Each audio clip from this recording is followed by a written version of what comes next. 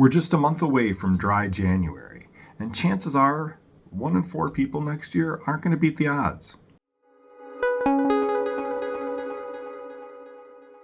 As we go into dry January, as some people celebrate it, where they quit drinking for the month, chances are 1 in 4 people won't quit drinking beyond that 1 month.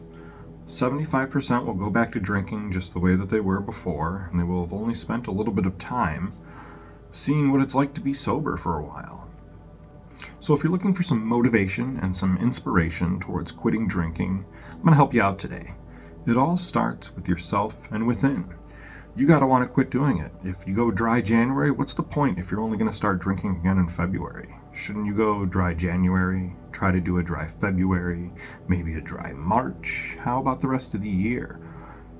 Is it not worth a try? Aren't you worth that to yourself, to see what it's like to maybe not drink for a year? Do you think you could do it? I challenge anyone here to go the next year without drinking who has been consistently drinking. Quit in January. Let's see if you can make it to the following. Make it through the holidays of 1 year. See how your mental health plays out, physically how you feel, if you get better. I'd like to challenge everyone every December to quit drinking in January if they can, and follow through. Only those who want to are going to. 1 in 4 people only really take that stand. So, beat the odds. The only way that we can change these statistics are by changing ourselves and who we are and what we're doing. I've found non-alcoholic beers are helpful. They're not bad. They're pretty good. I'm surprised at a lot of them. I've actually found an IPA, one that calls itself an IPA, straight up. And it's actually really kind of impressed me in the IPA realm of non-alcoholic beers. It really stands out.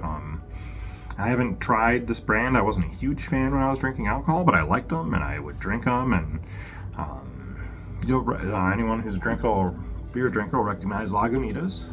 And they do a little something IPA and a few others, I believe. But this non-alcoholic IPA, they call it their IPNA. So this guy here is pretty impressive. From what I remember of Lagunitas IPAs, this is a great representation. And you're getting all the notes you get out of your IPAs from Lagunitas. There's that citrus, there's that bitterness, that hoppy bitterness, that little bit of malty undertones. That's a fantastic IPA. I love the glass bottle. I love how it looks traditional.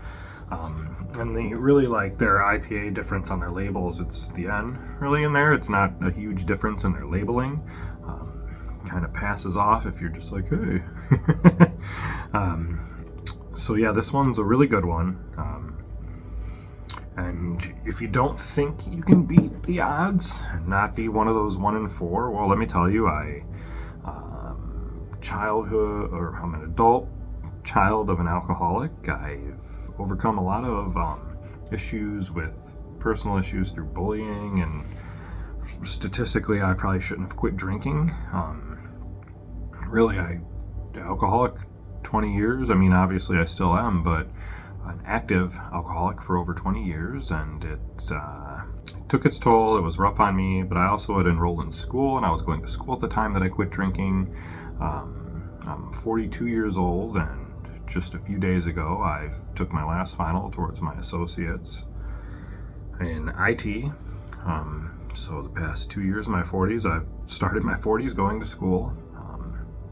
It took me about 2.5 years. I started at 49, so I finished at 39 and finished at 42. So that's after getting asked to leave to school because of terrible grades when I was 19 years old, 19. So 20 years after I got asked to leave Kent State University, I attended and finished a community college. I don't know what my ending GPA is going to be. It's sitting just over, I'm at like a 3.58 or something, but it may finish a little bit lower under that. And just anyone can overcome the odds. You just have to commit to yourself. You can do better than what people tell you you are. You can be more. Don't let them hold things over you, and become who you're meant to be. I don't think for anyone drunk is what they're meant to be. I don't think that alcohol is where people are meant to reside. We're not completely against alcohol, but the way that we consume it in our culture and push it on people, towards people constantly, it's gross, and we need to work to change that. We can only do it together, but I challenge everyone out there to not only beat the odds, but actually change them so that more people feel like they can accomplish things too. The more people out there that work to get through their alcoholism or admit that they're drinking too much and reduce their drinking and inspire others and can create a cultural effect of an alcohol reduction for people. And I really think that that's what we need as a society, so it's up to us. I challenge everyone out there to beat being 75% of other people. Let's change it. I know there's people out there who would like to quit, but they think my job's just too stressful, this and that is too stressful, I can't handle it, I can't do it, I don't know what I do. You'll find something. Life is amazing and beautiful, and it constantly changes.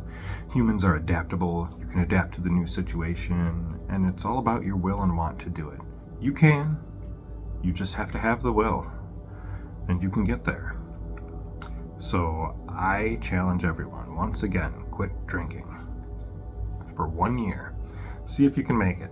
After that year, I bet you're going to be less inclined to want to drink. And if you're just waiting to get to the end of that year to drink, then you really never wanted to stop. So I don't see a point in a dry January if you're not going to try to continue it. So I think that we can all do a little bit better by ourselves through reducing our alcohol intake.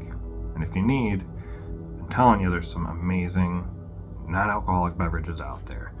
Lagunitas non-alcoholic IPA is fantastic. I was blown away by this one this week.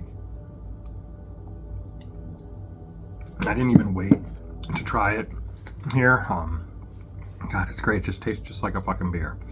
And you got to understand that if you have a non-alcoholic beer around when you're consuming alcohol beers, you're not going to taste the non-alcoholic beer because the alcohol kills your taste buds, numbs them, so that you're not going to really get to experience the full flavor of a non-alcoholic beverage. You need to let your taste buds revive themselves some and come back and get better so they can actually enjoy the flavor of things again.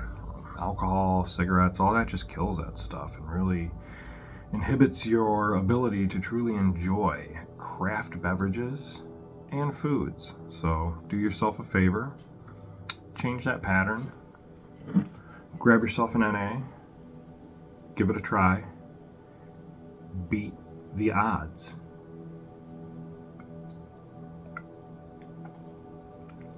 My name is Chris. This has been the Reckless Podcast.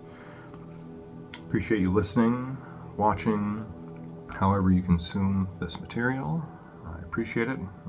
Like, subscribe, follow, all of that always helps, as you know. Look forward to everyone maybe changing their stance on what they can and can't do. Because you may think that you don't have the ability to quit drinking, but you do. We all do. We all have this ability. It just resides within us, and we have to tap it and experience it for ourselves. You have to have the want, and you have to come to terms with it. So if you're out there looking to quit, I implore you to. I say, hey, why don't you try? At least try. You'll never know until you try, until you stop picking up the bottle, the can, the glass, however you consume it. Until you stop that, you're never going to know what it's like on the other side. Again, my name is Chris. This has been the Reckless Podcast. I really appreciate you taking the time to watch this today. Please like, subscribe, and follow. And here's to hoping that we can all live a little more reckless.